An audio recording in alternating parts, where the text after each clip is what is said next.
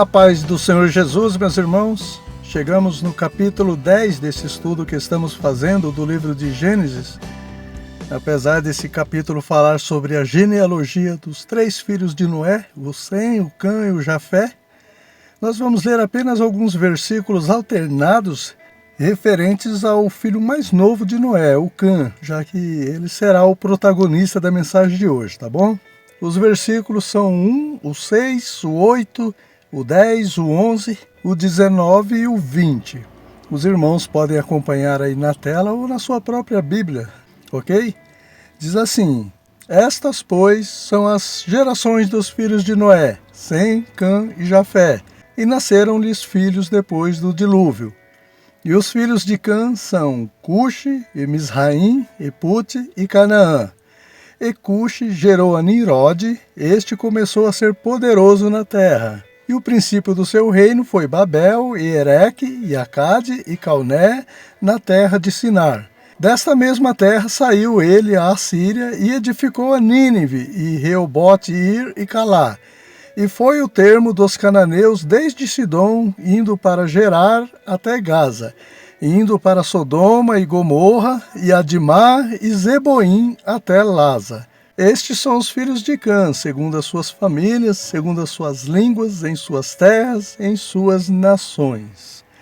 Bom, essa é então uma parte da genealogia de Cã, que também está registrada no primeiro livro das Crônicas, capítulo 1. E conforme falamos no vídeo anterior, a partir de Noé houve uma espécie de tripé de genealogias, né? 3 nações surgiram a partir de Noé, a de Sem, a de Cã e a de Jafé, seus filhos.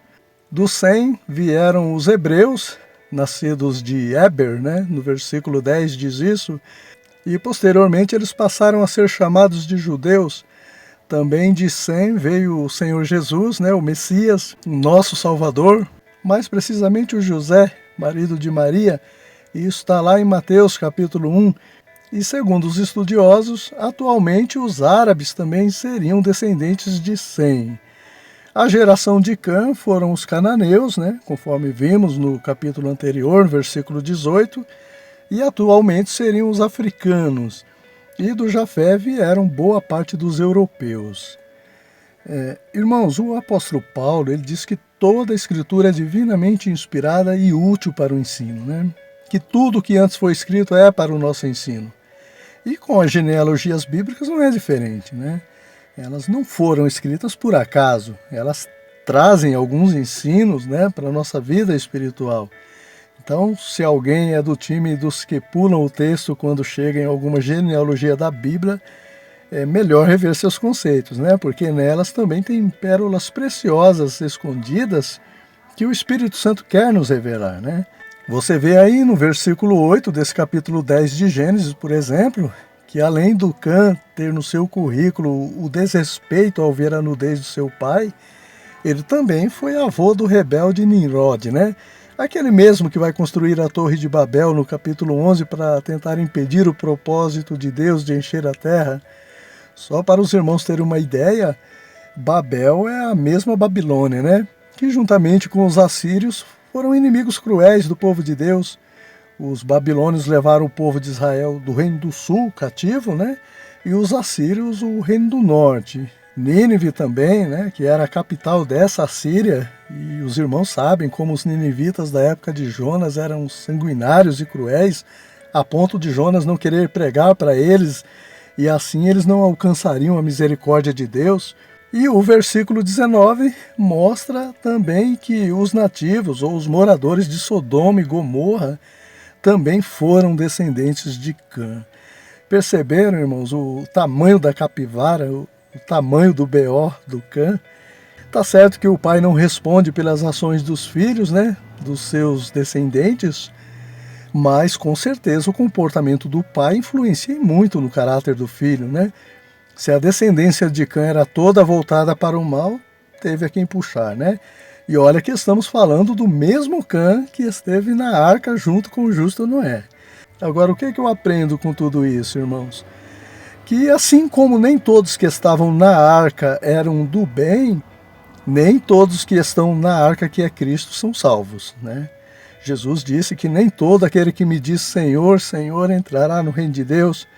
Também que muitos vão dizer naquele dia, Senhor, em teu nome profetizamos, expulsamos demônios, operamos maravilhas, ou seja, estávamos na arca, né? E Jesus vai dizer abertamente, apartai-vos de mim, vós que praticais a iniquidade, nunca vos conheci. E assim como Noé amaldiçoou Cã, que um dia esteve na arca, Jesus também dirá naquele dia aos que estiverem à sua esquerda, malditos, apartai-vos de mim para o fogo eterno, preparado para o diabo e os seus anjos, confirmando aquilo que o próprio Senhor Jesus também disse, que muitos serão chamados para a arca que é Cristo, mas poucos serão os escolhidos, né? Notem que o fogo eterno aqui não foi preparado para o homem, né, mas para o diabo e seus anjos, os anjos caídos, os demônios, né? A vontade de Deus é que todo ser humano sejam salvos, né, que nenhum deles se perca. Mas quando em Apocalipse diz que muitos foram lançados no lago de fogo, muitas pessoas, né, será por escolha deles mesmos, né? A luz veio ao mundo para que todos os que nele crescem não perecessem, mas tivessem a vida eterna. Só que os homens amaram mais as trevas do que a luz, porque as suas obras eram más. Fato é, meus irmãos, que sempre houve o joio no meio do trigo, né? Sempre houve bodes e lobos no meio das ovelhas. E Deus sabe quem são, né? E naquele dia ele separará o bode e os lobos das ovelhas, né? O joio do trigo. E lançarão eles no lago de fogo para queimar eternamente.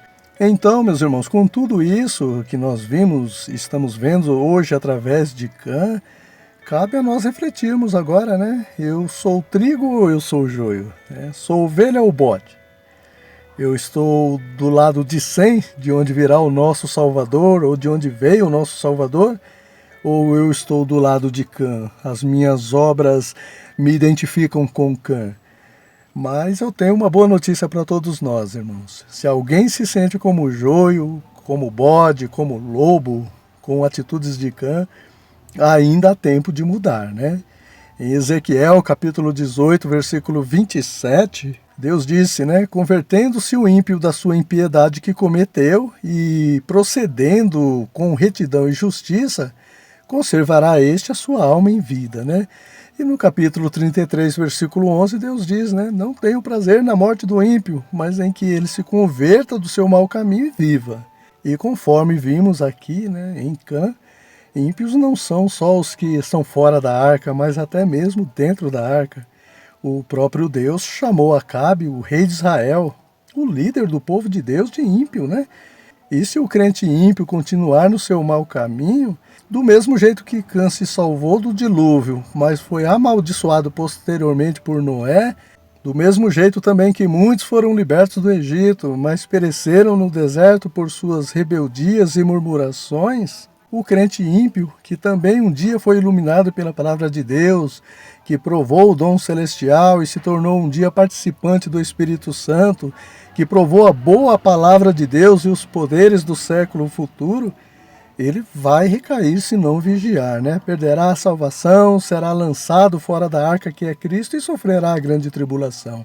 Dura esse discurso, irmãos? Quem poderá ouvi-lo? Paulo disse que a palavra da cruz é loucura para os que se perdem, hein? Para os que perecem, mas para nós que somos salvos é a palavra de vida eterna, é o poder de Deus, né? Por isso, se hoje ouvires a voz do Espírito Santo, não endureça o teu coração, como os antepassados endureceram na tentação do deserto e nos dias que antecederam ao dilúvio. Amém, meus irmãos? Essa foi então a breve palavra de Deus para o nosso coração, nesse capítulo 10 de Gênesis. No próximo vídeo estaremos refletindo sobre o capítulo 11. Irmãos, divulgue esse trabalho, tá bom? Compartilha, comente, curta, a fim de que mais pessoas também sejam edificadas. Eu tenho certeza que será uma bênção para a vida de outras pessoas também. Até o próximo vídeo, se Deus assim nos permitir.